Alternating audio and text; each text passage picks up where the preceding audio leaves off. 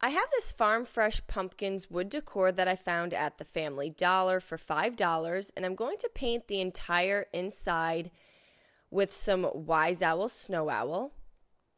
Now the Farm Fresh Pumpkins wording and the 3 pumpkins in the center are a raised wood. And I'm just going to give this really good coverage, and then we're going to allow it to fully dry.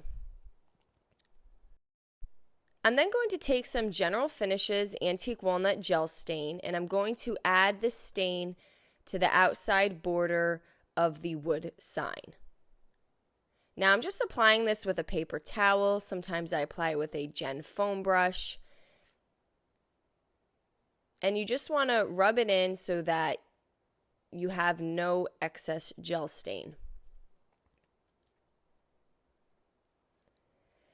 Next, I'm going to cover the Farm Fresh with some Wise Owl Joshua Tree. I'm going to be using a foam dabber. You can get these from the Dollar Tree.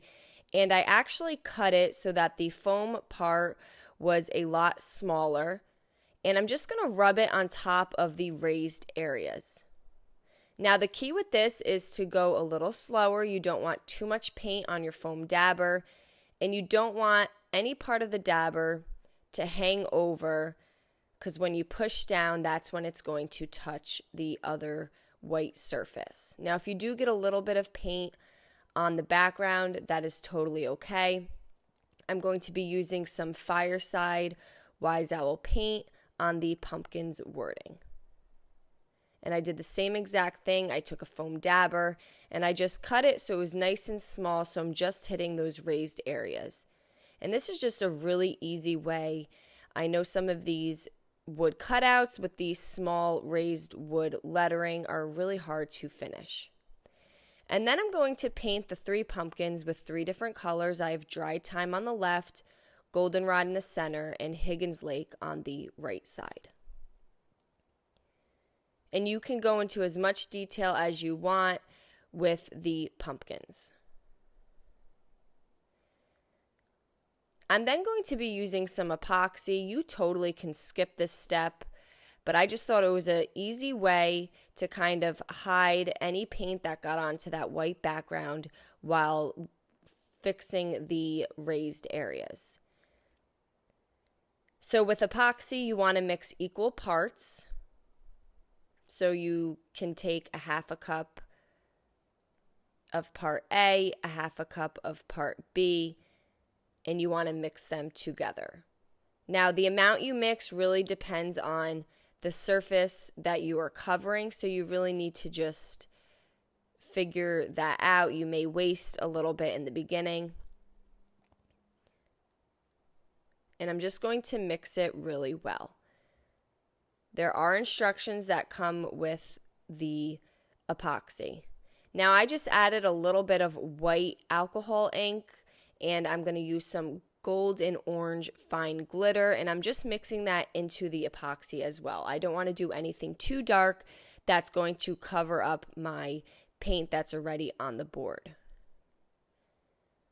Now you can pour this really slowly, and my original plan was to just get the areas that are not raised and have the epoxy meet up to the raised level of the letters. And then I thought, you know what, this is light enough. I'm just going to cover the entire thing. And it's going to be a little cloudy at first, but as it starts to dry, you will see that it will start to lighten up and not be as cloudy. Now I took small pieces of raffia and I just made a little bow, and I added those at the stems of each of the pumpkins. And now here the epoxy is still wet, so I'm just kind of going to push the raffia down into the epoxy. Now once it was dry, I had some scrap wood. You can really at this point do whatever you want with it. You can leave it as is. I added some screw eye hooks on both my sign and then on this piece of wood here. So that way I have a place to hang the sign. And again, this is just scrap wood that I found. I have 2 pieces.